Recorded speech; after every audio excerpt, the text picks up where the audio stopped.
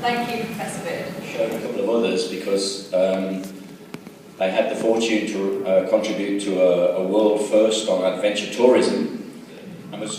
If I said to you that we can now make rucksacks, because I've got one, outdoor clothing, jackets, school kids' trousers, out of plastic bottles, you have a level of interest. If I show you a plastic bottle and show you the fleece, you become interested. So I've gone from speaking to showing. And if I... Wow, he said. Just like audiences all over the world. Wow.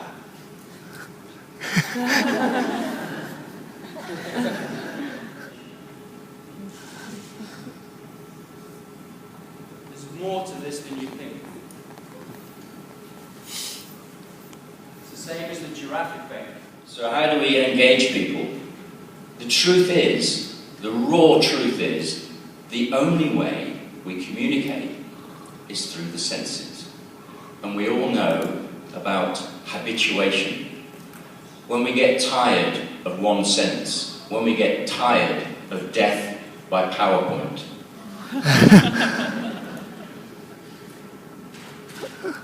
So very quickly, there's no time for detail. This is the first step of my model. The red line is the senses, and it's the way in which we connect with our outer world and with our teachers. But we have a private inner world, and our teachers just cross their fingers that something's going on in there. But these are the six dimensions that I've been working on. For the last 20 to 30 years, I have been intrigued by these phenomena. And the top questions are simple, practical questions. Where do we do the learning? What are we going to do? How are we going to receive the experience? And so on. But the bottom line is philosophical. And one of those is being, which involves our psyche, our identity, growth, wisdom, and those kind of things. The ego. You can see feeling in there, the feeling dimension. Lots of people are talking about emotional intelligence, and I've just introduced you to the first, maybe, step about sensory intelligence may well be more important than emotional intelligence. So I teach my model with tennis courts. I teach my model on outward bound Singapore Island at Pulau Ubin with hula hoops, with anything where we can walk, talk, feel, touch, move, and experience and build the phenomenon. And I guarantee that people will learn it better. So back to the problem of linguistics, I am fascinated by Chinese pictographic form. It is so beautifully simple. And the history of the English language is that it divorced us from our sensory world. It removed the pictures. It removed us from the onomatopoeic, the sounds of the wild, and the true meaning of what's out there. It's kind of sterile, and the possibility might be we can develop a new common language in the future, and I think we will. Language is problematic because, as far as I know, language only comes out of the mouth one word at a time. And therefore, it's linear. So why did we invent sticky labels? Because we need to move information as well as people and desks and furniture. And when we look at what our children are doing, they're bringing the body back in. They're doing this with their iPods. They're opening up models with their fingers. And they're starting to move their arms. And they will do in the future, because they'll be stood at the classroom wall, moving and returning the body. Because one of the most ignored sensory phenomena is the natural human GPS system of spatial awareness. This is exactly how the brain functions. We call it embodied cognition. The brain and the body are not separated. So if we want to teach, sometimes we go back to the primitive approaches like stick-it labels or pictures, but it's interesting that we call, in my university, we call our education higher education. And we have colleges of further education. And we talk about step-by-step logic. And we talk about you need to support your argument. So our language is full of bodily metaphors. Our language would fail without spatial relational metaphors.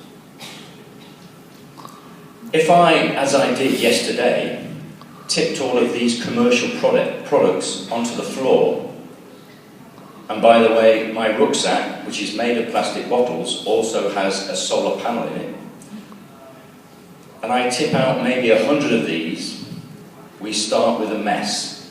And my MBA students look at it and think, wow, these are interesting.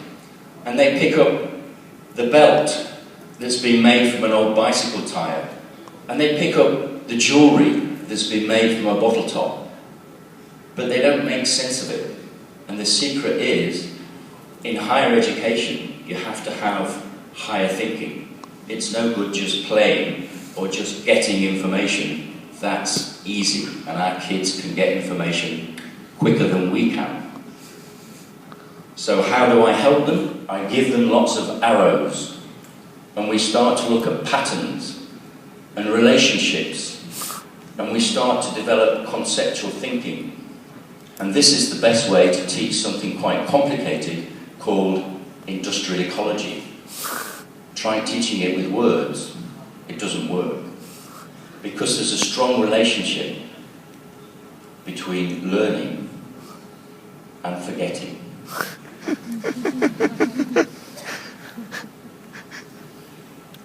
So very briefly, because I haven't got long, one of the things that I wanted to illustrate, and I believe this is available in a digital form to explain, I teach at master's level the evolution of the biggest social movement in the world, which is the environmental movement. And I have played a part in that movement. Protecting birds, fighting to protect land, fighting for our rights of way over our land. It involves laws, organisations, government bodies, relationships with America, with Friends of the Earth, Greenpeace, and the history of all of this, our national trust, our national parks. Try teaching it by words and you will fail. So I teach it by doing all the classic things. I ask them to do research. I ask them even to do me a one-page fact sheet on a voluntary organisation. And if I asked everybody in this room to go on the internet now and produce me a fact sheet, I would end up with a booklet on voluntary organisations. And that's exactly what my students do, and next year's students inherit it. So we build the resources from the students, the handouts, the materials, the booklets for analysis. Because it's complex, what I end up doing in week 10 or 11 is they all get a pack of information. This is how complex it is. It involves hundreds of bits of information and key literature, and I've even laminated the covers. Try teaching it, it doesn't work. If you speak it, or even if you just get them to research it on their own, it doesn't work. So there's an example of what's on the floor, but there are hundreds of them. The yellow, you notice that it's sensorially colour-coded, so the yellow is the voluntary sector, the blue is the law, and so on. I give them clues, dates, and it's called Walk the Talk. And their assessment is a Viva, which is recorded and goes on the virtual website. So the voluntary sector team will do a soundbite on the history of the voluntary sector. But their final piece of assessment is to build all the blocks together and do an assessment on the evolution of the whole movement. Why do I teach it like this? Because speech, textbooks, and computer screens at the moment are linear, and you can't use language, textbooks, or computer screens to get across very complex phenomena. So I want to finish by just talking about that spatial ecology. Which one is a university room? And which one is a room from one of the most successful corporate buildings in Europe? You couldn't tell. Spaces for learning and working are coming together. They're converging. It's a fascinating phenomenon, but space determines behaviour.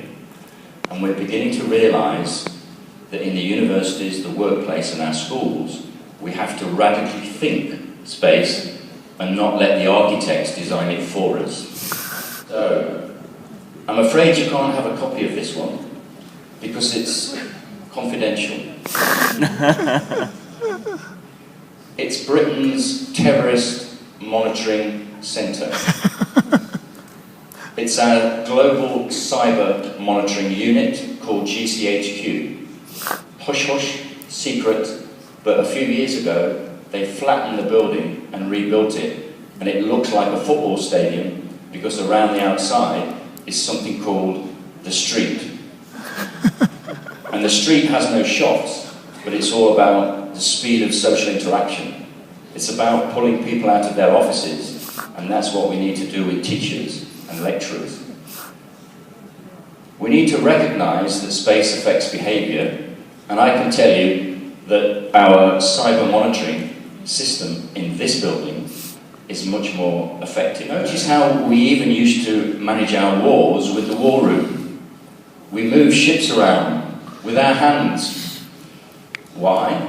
Because language is inadequate. So maybe the challenge of the future is to find a common language. Go back to our roots, our gestures, our pictographic form like the Chinese language, and find some way of understanding each other through the use of our natural old past. It's coming back. Okay, I've just been told that I've got 5 minutes, but I've finished. Nearly.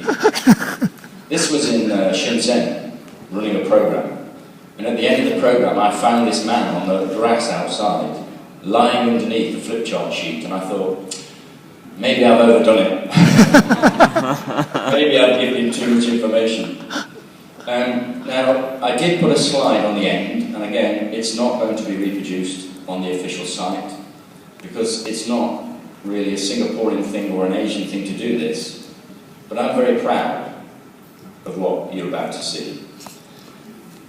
I'm a National Teaching Fellow, and the government gave me 100,000 Singapore dollars to do my own research, buy some new computers, buy recording devices, flip cams and all sorts, travel to Australia and do all sorts of things, because every year we award 50 of our best lecturers in the whole of Britain, and we recognise them and we reward them. And a few nights ago I was invited to dinner with our Vice-Chancellor, because we have what's called the student-nominated Inspirational Teacher Award. And you're absolutely right, Randy. All we've got to do is ask the kids. Ask the kids. So I wasn't going to show this, and I'm not going to show it for very long because it's embarrassing. But when people say to me, does it work? The proof of the pudding is in the eating. And I'd say to every single teacher in this room, teaching is hard work. My dad was a teacher for 35 years. Teaching is hard work, but don't be afraid to go the extra mile and ask your students, because they will help you to improve your teaching.